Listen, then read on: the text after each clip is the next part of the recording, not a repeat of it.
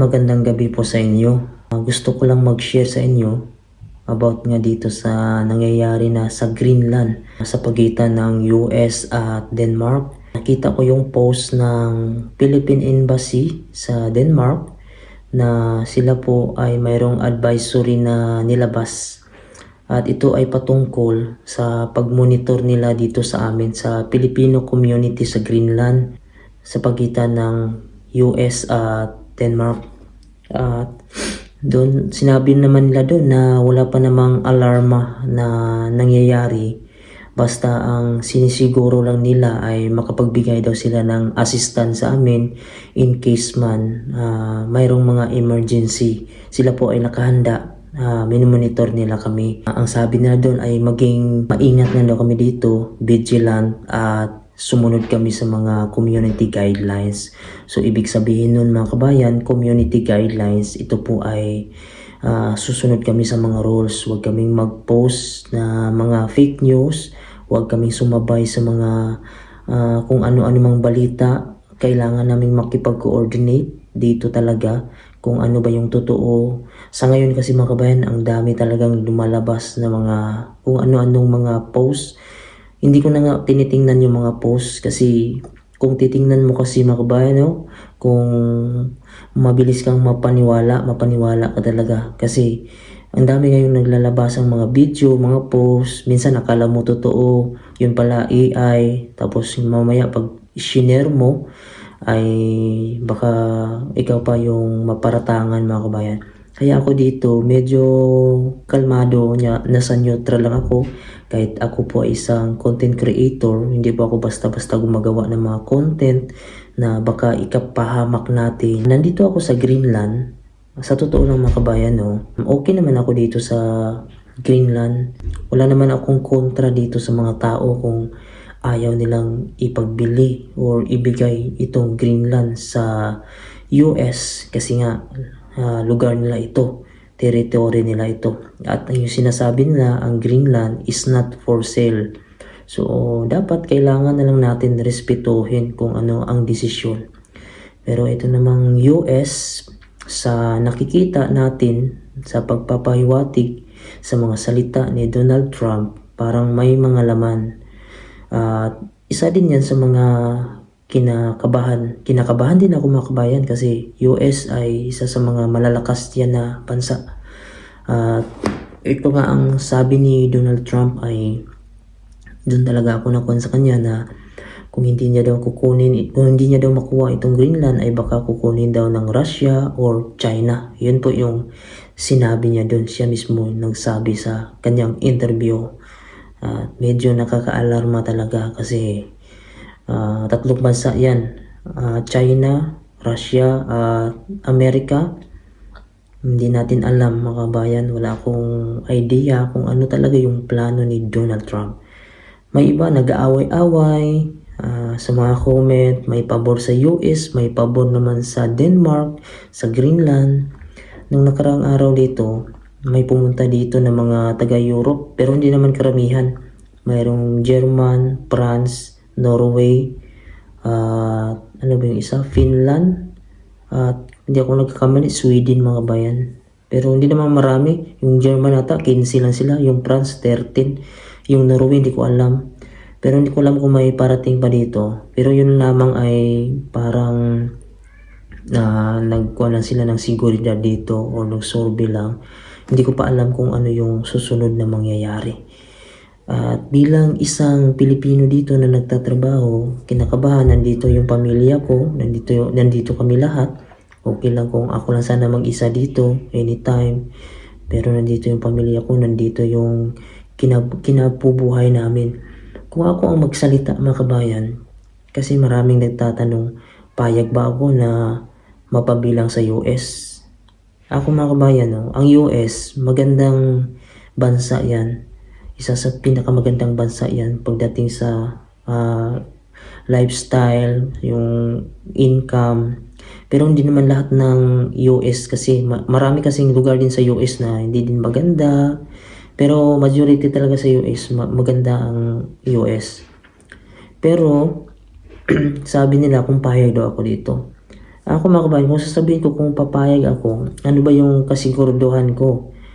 Kung makuha ba ito ng US?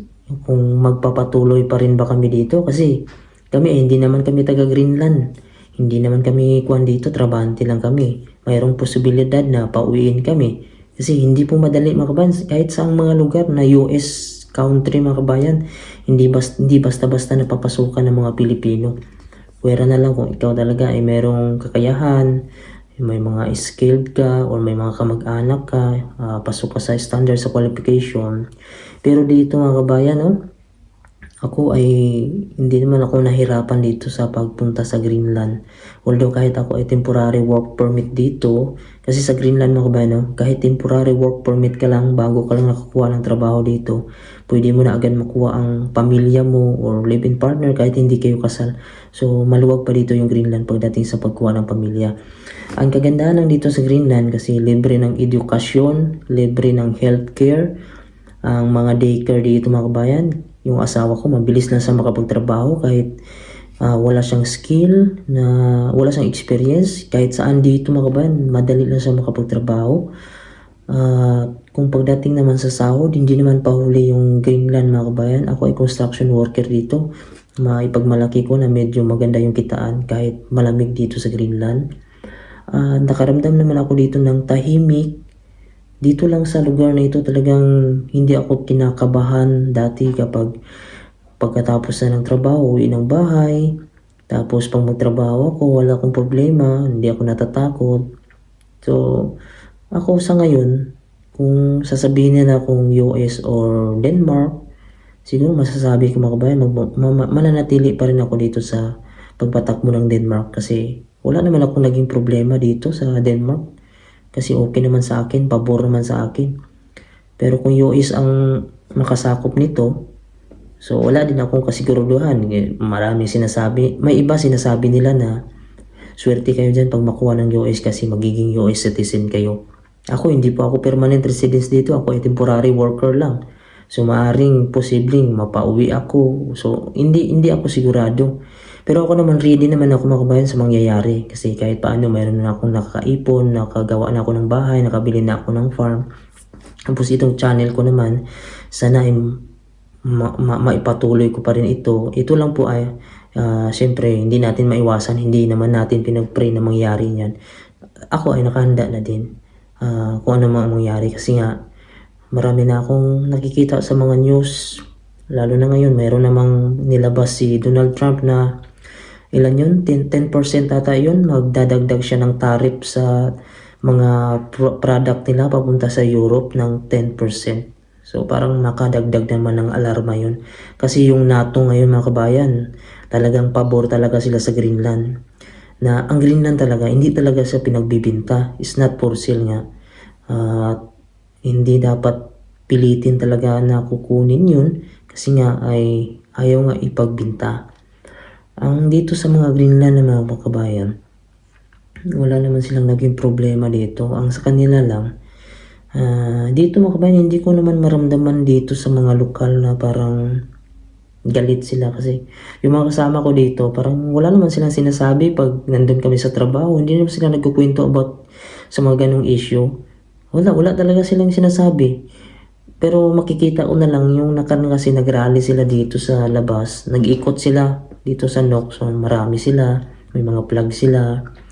Actually, sasama nga sana kami noon kasi gusto lang namin makakita din mga reaksyon ng mga tao. At siyempre, bilang suporta na din sa Greenland mga kabayan. Utang na loob ko na din sa lugar ng Greenland dito. Kasi nga, dito ako nagtatrabaho. May iba kasi dyan na nagagalit sila. Lalo na yung na-post nga yung mga Filipino dito. Kasi hindi kami nakasabay sa rally dahil nga nung pagdating namin dun sa starting point nila mga kabayan ay umalis na sila, wala na sila dun. So pagdating namin, umalis na sila, akala namin tapos na. Umikot pala sila kaya hindi na kami sumama. So may mga Pilipino naman doon na nakasama, nag-post sila, parang kinuha ata yung mga picture nila. Sa GMA, nag-post sila. So, may mga kababayan din noon na sinasabi, mga hypokrito kayo. Sabi nila na bakit kayo against dyan sa US na hindi nyo ba alam na mas maganda pa yung inyong kalalabasan kapag makuha yan ng US. So tanong ko lang mga kabayan, no, dapat kailangan din nating irespeto kung ano yung maging desisyon ng bawat tao, kung pipiliin nila yung ganyan kasi sila naman desisyon nila yan eh. Pwede ka makapagkomento kasi mas paniwalaan ka pa nila kung mag-advise ka ng tama eh. Pero kung sasabihin mo na ipokrito kayo, mga bobo, parang hindi naman maganda ata yun sa bilang isang Pilipino. Siguro kung ikaw din ay nakapagtrabaho dito sa Greenland, maramdaman mo din kung gaano dito ka-safe, kung gaano po dito yung benepisyo, kung gaano kalaki ang binigay ng Greenland sa Pilipinas, sa mga tao dito, sa mga Pilipino dito, ang laking tulong. Ako mga kabayan, no, ang laking tulong ng Greenland para sa akin kasi dito nakapagpatayo ako ng bahay, nakabili ako ng farm, nakabayad ako sa utang ko, nakaipon ako kahit paano ngayon, nakuha ko yung pamilya ko. Yung lifestyle namin ngayon, nakakabili kami dito kung anong gusto namin. Nakikita ko kapag tumagal-tagal ako dito, mas makakaipon ako at magkakaroon ng negosyo sa Pilipinas, ayun ang uuwi ako. Pero sa ngayon, kung yung sinasabi nila na baka Amerika ang makakuha nito, kasi nga para daw maging safe kaysa sa Russia or China. So ano naman yung kasiguraduhan natin na mangyayari niyan? Tama naman yung sinasabi nyo kung makuha to ng China o Russia, mas maganda yung US. Siguro sa tingin ko mas maganda yung US kasi nga yung US democratic pa rin yun eh. Democratic 'di ba US at saka yung China o Russia, 'di ba komunista sila? I-correct nyo nga ako mga kabayan. Siguro tama. Pero paano kung wala namang plano yung China o Russia na kukunin ito? So, yun lang po ang masasabi ko mga kabayan. Ako wala akong idea. Basta ang sa akin lang, okay na ako dito sa Greenland na yung namamahala yung Denmark. Maganda namang kitaan. Safe naman. Pero kung gusto talaga ni Donald Trump mga kabayan, maglagay na lang siya dito ng mga Air Force dito sa Greenland. Baka pwede pa siguro niya makausap yung Denmark. Hindi naman yung idaan niya sa mga salita na masasakit, makakaalarma. Siyempre may mga tao din dito sa Greenland na nasasaktan din sila kasi laging sinasabi na I will buy Greenland, I will buy Greenland. Yung dating kasi dito sa mga tao mga kabayan, parang ang pangit sa kanila. Ikaw ba naman sabihan na yung bayang sinilangan mo, lupa mo, ipagbili, bibigyan ka ng ganitong halaga. So ikaw mga kabayan, no? Sana yung dignidad o values nila mawawala na. So yung mga tao galit talaga sila kasi hindi tama yung pag-approach. Sa akin lang hindi tama yung pag-approach na sasabihan mong I will buy Greenland, magkakaproblema kung hindi ibigay. So parang isang banta na yun mga kabayan, isang threat. So sino hindi maalarman yun? So kayo nga, kasi may iba dyan nagsasabi na bakit hindi nyo pa ibigay yan sa US? So wala tayong magagawa mga kabayan kasi yung mga tao dito hindi na nila nagustuhan yung mga pinagsasabi ni Donald Trump na imbes kausapin niya ng maayos yung mga tao, ipaliwanag niya kung ano yung plano, siguro mas maintindihan pa ng mga tao dito kaysa magpaparinig siya ng I will buy Greenland. So ako hindi naman ako bias mga kabayan pero sa akin kung sino yung nakatulong sa akin dito na lugar, siyempre suportaran ko yung mga tao dito. Kung ibigay nila sa US, so wala akong magawa kasi ako naman trabante dito. So yun lang yung sa ngayon medyo mayroon din tayong iniisip na pumapasok sa utak natin yung mga ganyang issue dahil nandito tayo. Ang Greenland isang isla kasi ito. Hindi ka madali agad makaalis dito. Hindi kagaya sa atin sa Pilipinas na pwede ka lang makatravel by land. Wala po siyang konektadong kalsada. Isa po siyang isla. Kung gusto ka makaalis, kailangan mo talagang sumakay ng eroplano o barko man o helicopter. So yun. So sana ay maging maayos na yung usapin patungkol sa Greenland na ito. So I think siguro yung US na lang siguro ang medyo kumalma kasi yung US ngayon ang medyo mainit-init talaga yung US dito sa usapin na ito eh. Parang gustong-gusto na talaga ni Donald Trump na bilhin talaga o kukunin itong Greenland. So yun mga bayan, sana wag naman kayong magalit sa akin kung sinabi ko na okay na ako dito sa Greenland. Hindi ko naman sinasabi na ayaw ko sa US. Ang sinasabi ko lang na respeto ako sa mga taga Greenland kung ano yung gusto nila kasi lupa nila ito. Sa kanilang bayan ito. At ang Greenland ay malaking tulong sa aming mga Pilipino dito dahil sa Greenland ay nakakaahon kami kahit paano. So yun lang mga kabayan, i-update ko na lang kayo kung ano yung mangyayari na susunod dito. Sana ay pagdasal na lang natin na maging okay, maging kalmado at magiging payapa at makapatuloy kami sa pagtatrabaho dito kasi marami yung mga apektuhan, hindi lang po Greenland kundi buong mundo mga kabayan dahil US ay isa sa pinakamalakas na bansa lalo na itong Russia at China. And ingat po kayo palagi and God bless you all po. Huwag niyo naman po kalimutan i-subscribe yung ating YouTube channel.